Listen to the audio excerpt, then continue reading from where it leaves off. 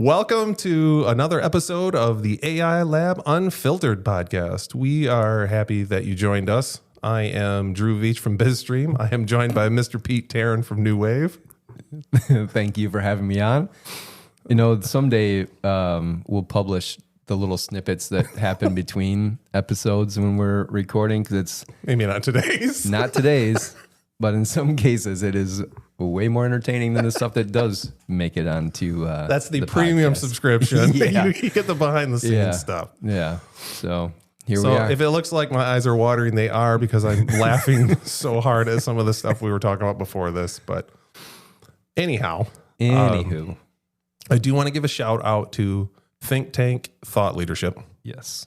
They are our producers and executive producers of this podcast. They help us put it together.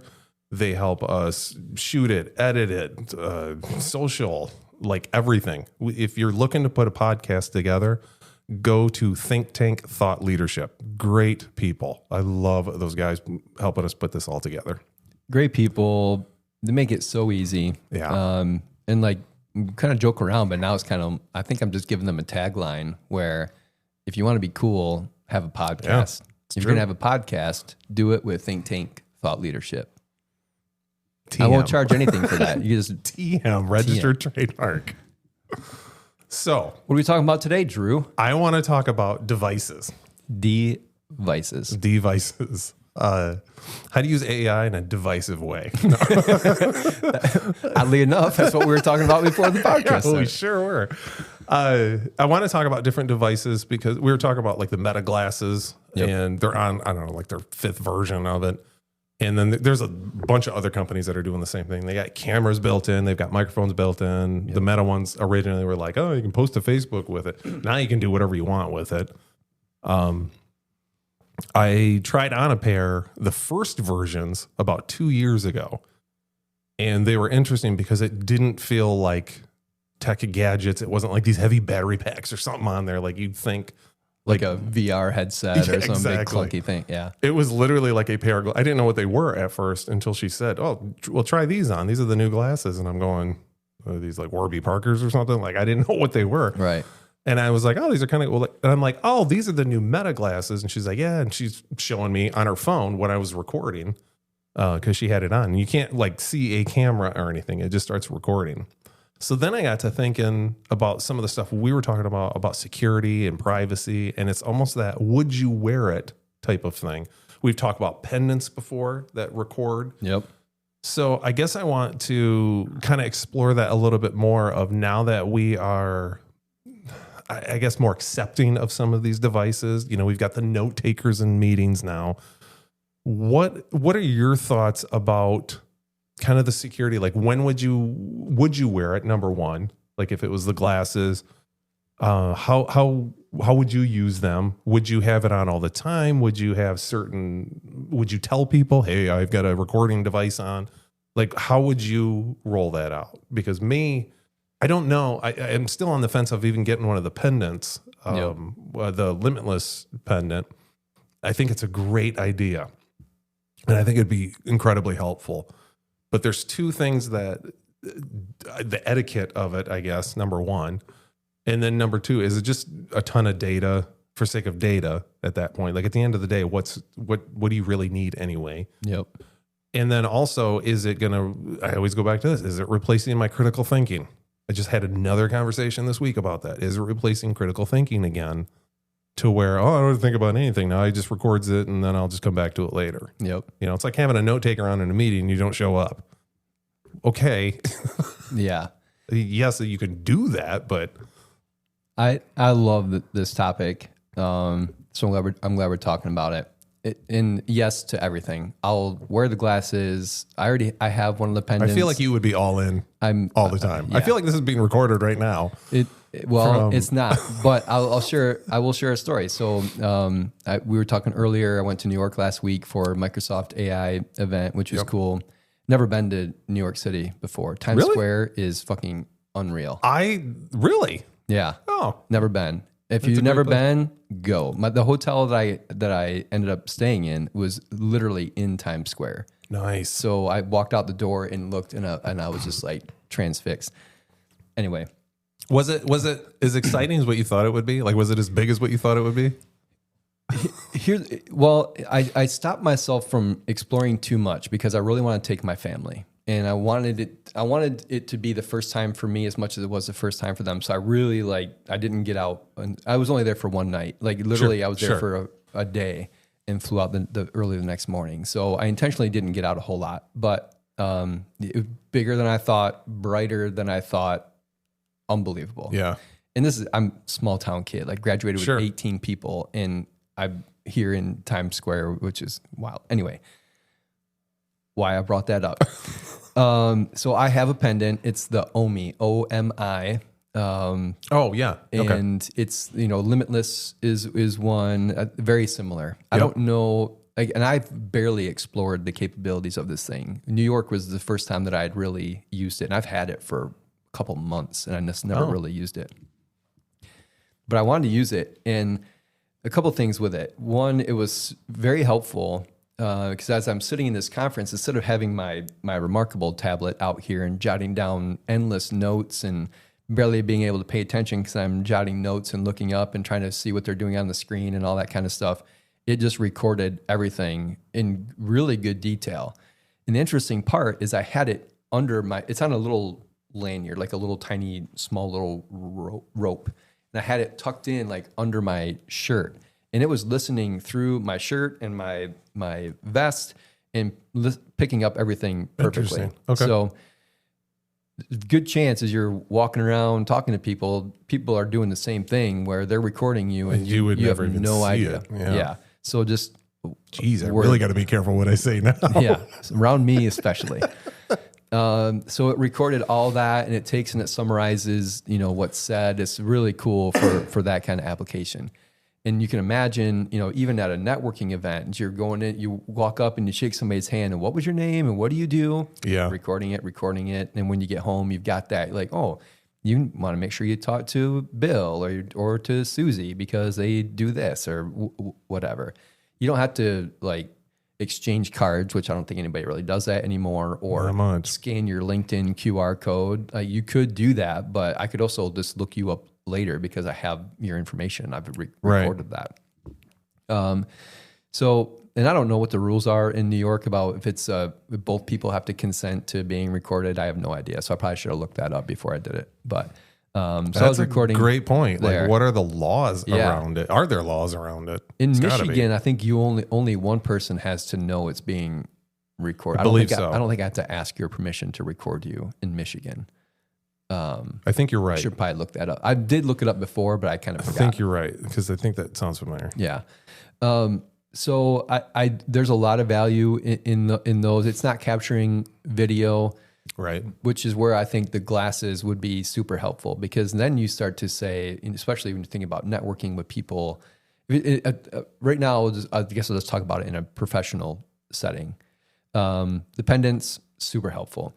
No different than having an AI note taker join your meeting. Sure. With the exception of when the AI note taker joins a meeting, it's there. Right. Versus I could be on that same Teams call, not add my note taker, have my pendant on, and still record that, and you would never know. So just all that being said, I really like the glass form factor because it does have the camera. Yep. It has speakers, so if you wanted to listen to a podcast or something, it's in those. I believe the technology shoots it right into your ear, so it's not like the person next to you can hear what's going through your speakers either, which is cool. Also, I know that there's companies, and I don't know if Meta's there yet, where they have a heads-up display and the glasses, so it's projecting onto that. From what I've seen so far, it's like green, like the old IBM AS400, like green text and everything seems kind of primitive. But it can only be a matter of time, and there's probably companies that are already doing it where it's full color, overlay. And one of the coolest things I've seen, what Google promised but didn't really deliver on, which like navigation. So if I was walking through New York City and I wanted to get to some, bodega or whatever, it's overlaying a transparent Google map on my lens. So as I'm walking, it's going to say, hey, turn right up here, and the little arrow and everything without me having to look at my phone to navigate. That is out now. Okay. I don't think it's Meta. I think it's a different brand that has that, where they have the map where they had the thing, you're in New York and you're trying to get to XYZ and it's going, go this way. And it literally shows you the dots, like if you were looking at a 3D map, and it'll walk you right to it. And that was the early videos that Google came out with their glasses like 2 years ago had like, that's what they were promoting. Yeah. So, and whether or not they actually, I've never put them on, so I don't know. But I like that. Also going back to Google, because that's what I have in my mind when I think about this. Like one of their early examples was they were wearing it in the office and they're kind of walking around and they said, hey, where did I put my keys?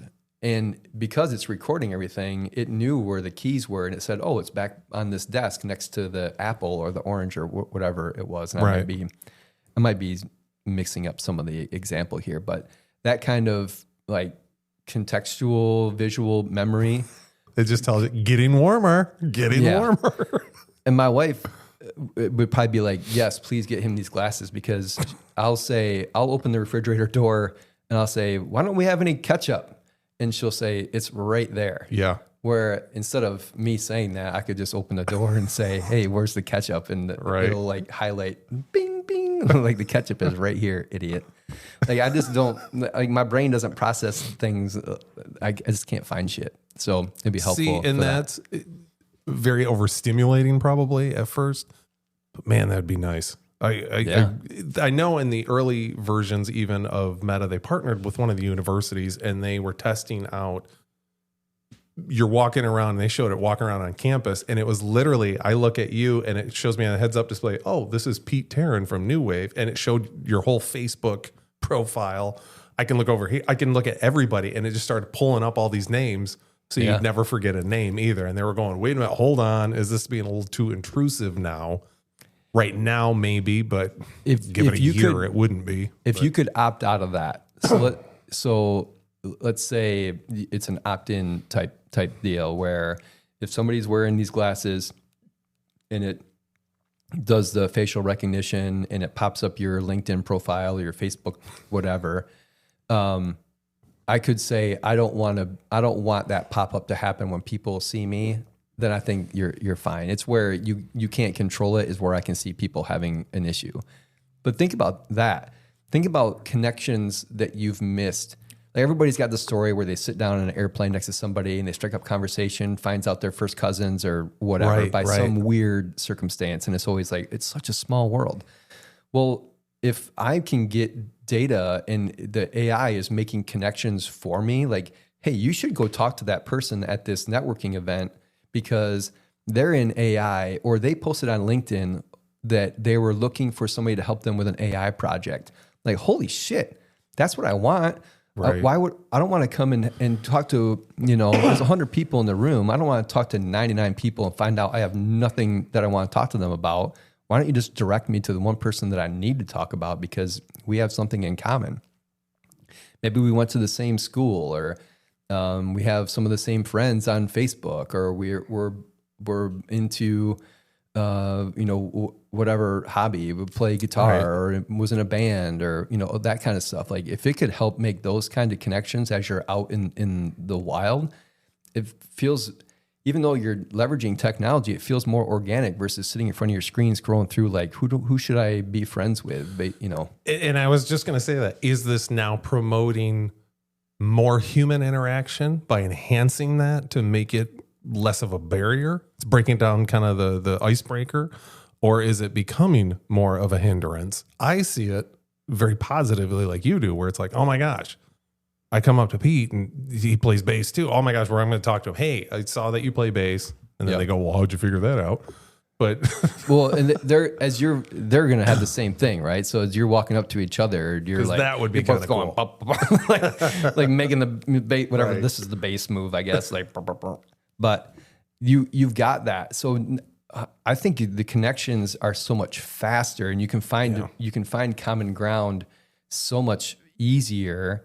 And for me, like I'm an introvert, and it sounds weird because we have this podcast, and I've never seen you as an introvert. I'm really good one-on-one, and I love one-on-one. but put me like, you love going to networking events, and to me it makes my skin hurt. Like I will make up shit to not go to things. I've done that in the past. Hopefully none of my previous bosses are watching this, but I've literally said, I'm not feeling well or anything, because it creates so much anxiety for me. But if I had that on and I knew that when I walked in the room, it was going to find somebody that I could make a connection with on something that I'm interested in. That icebreaker, man, is gone. Now I know, and I want to go because I know I'm going to find somebody that's also into music, like I'm into music, or into AI, like I'm into AI, or loves basketball, or what. Like, man, find those people that like the things that I like, and now I'm all in. Like, I think a lot of people suffer from the same kind of social anxiety. But what if this was the live link that brought all of that together? I think that'd be awesome. I think it'd be great walking around. Yeah, just to have that extra bit of info. But you're right, it has to be some sort of opt-in, opt-out. Yeah. Because I don't want to be walking around and be like, oh my gosh, it's Pete from OnlyFans.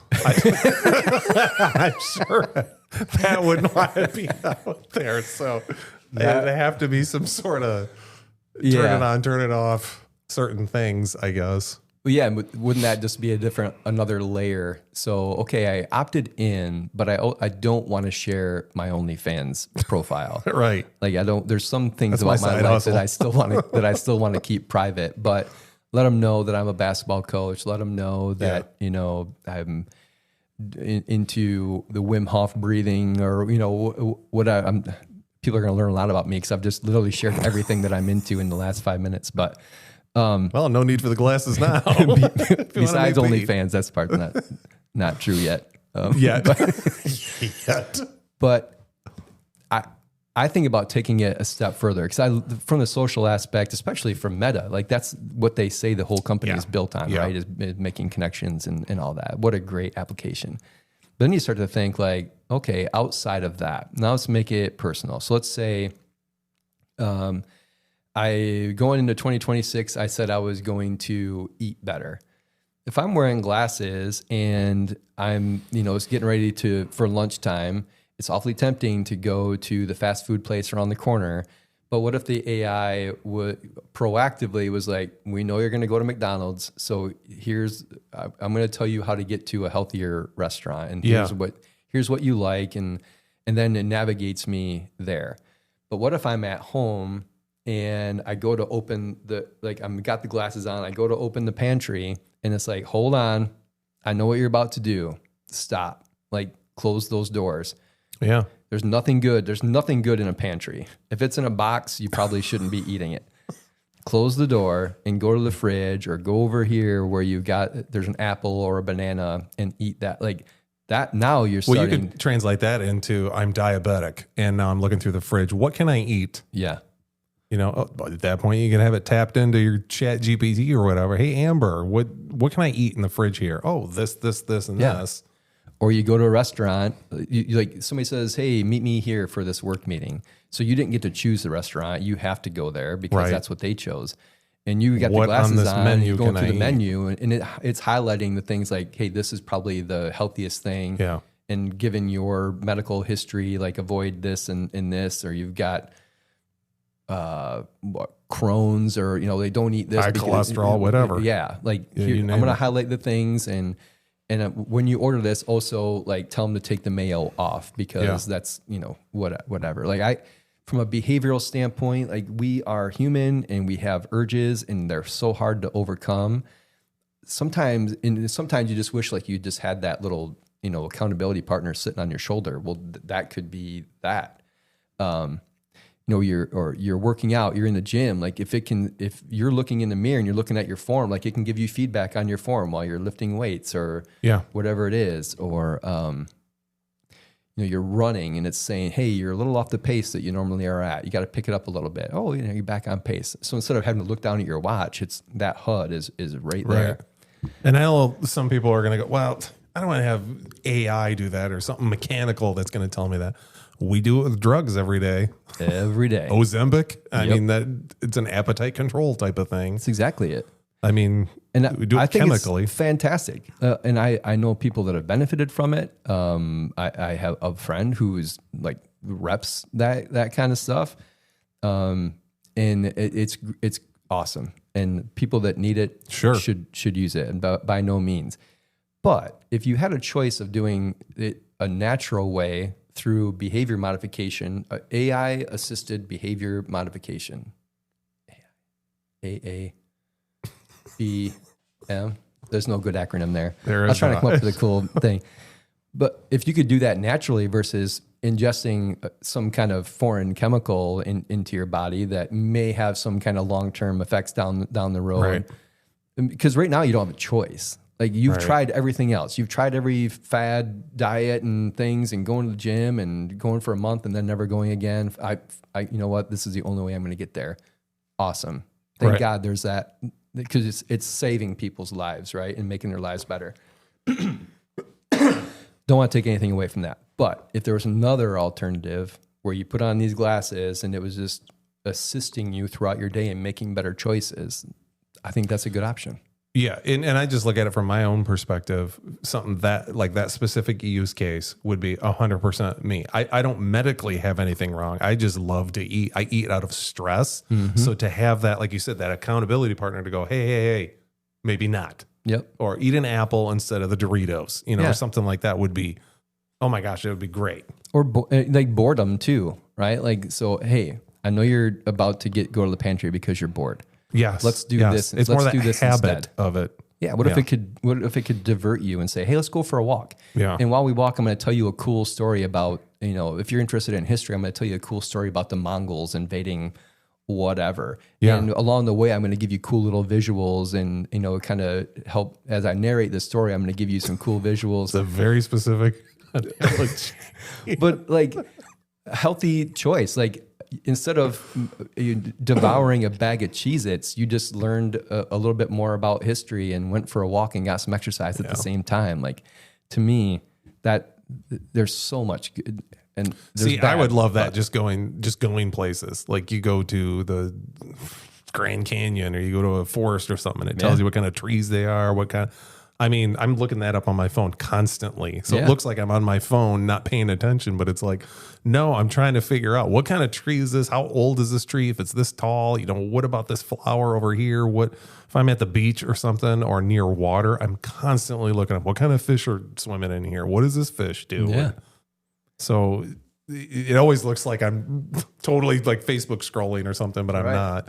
But to have that would be awesome. Plus, I'd look like I'm intelligent too, because I could rattle off a bunch of stuff. We need all the help we can get in that department for sure. I just love thinking about this, because not like the idea of it creating healthy distractions that keep you from doing the things that you don't want to do, because people have all kinds of addictions, and some of them are more socially acceptable than others. But what if the AI could know that you're about to enter into that addiction and gives you a healthy alternative? Now couple that with your phone, with your iWatch or whatever watch you have in there. They all work in this ecosystem. Now you've got something that's taking your pulse. Then the watches are getting smarter and smarter every day. They're telling you you're dehydrated or whatever. Yeah, instead of eating a bag of chips or eating whatever, you need water. Go drink a glass of water. Yep. Or go for a walk, or it's buzzing because my heart rate's going up. Yeah. I mean, that's a whole ecosystem of healthcare at that point. And I think that would grow immensely. I think it is growing immensely already with the watches that I see coming out. Yeah. And it's not foolproof. Like you could still be like, fuck it, I'm still opening the pantry. I'm still but it could shame you as you're doing it. It's like I bought ShameBot, off Amazon for $4.99. It's a plug-in to my AI. That's called Grok. Yeah. It's called Grok. Like, wouldn't that be funny though? Like you say screw it, I'm gonna do it anyway, but then the whole time it's like, how does those Cheez-Its taste? Good job, fat ass. Yeah. Just put the fork down. Yeah. I can sense your cholesterol increasing with every bite. Yeah, exactly. Just honestly, I probably would need that at some point. Yeah, everybody needs something different. Like some people just need a little light tap. You're like, nah, you know what? You're right. I'm not going to bet on that game. Somebody needs to be like, hey, idiot, how are you going to pay your rent if you fucking blow it on the Pistons game tonight, because you think Cade's going to score 30 or you're out at the bar. That's your 14th beer. Maybe you should put it down. Yeah. Hey, you're married. Should you be talking to her? Alert. Alert. Yeah. So, there's your imagine, like everything we're talking about is literally doable. Like this isn't like Star Trek. Like everything that we said is available, could be done with the technology that we have today. And it's really your imagination. And we probably just launched like 20 companies in the last 20 minutes with all the different things. I'm sure they're already out there. I'm sure by the time this podcast comes out, this is already going to be a thing. Yeah. As fast as this changes. Also, like personalization would be another cool thing. So let's say that you were really into Elvis, and as you're just kind of going about your day, let's say I went to New York, and I told my AI, a year ago that I was into Elvis, and it's never really come up since. But I go to New York and I walk past this venue, and it just pops up, and it's like, hey, just so you know, like Elvis performed here in 1954. I don't know date. I'm terrible with dates, so he probably already been dead for 30 years, not even born yet. I don't know. Died in like 77. But okay, so maybe he did. 76, but something like that. Like that kind of stuff too. Like the thing is, it learns your preferences, or you're walking by a restaurant and it's like, hey, I know that you love strawberry cheese. Maybe that's not a healthy example. You love this, but that's one of my dish, favorites. But this restaurant is known for that. Like maybe you should go in there and try that.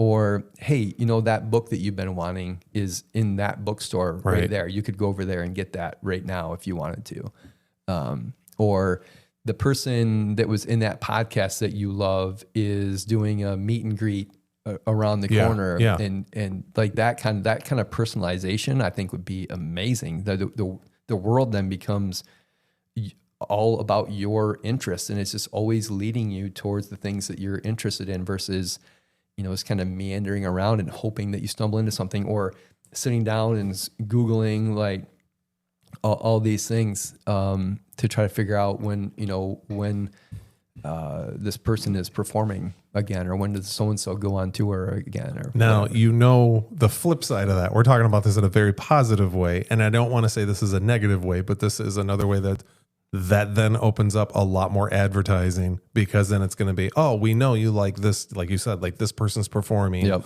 Would you want to buy a ticket? And it's one thing if it personalizes it to your preference, but it's also now looking for, oh, we have a sponsorship with Ticketmaster, and now we're going to keep pumping this at you the whole time.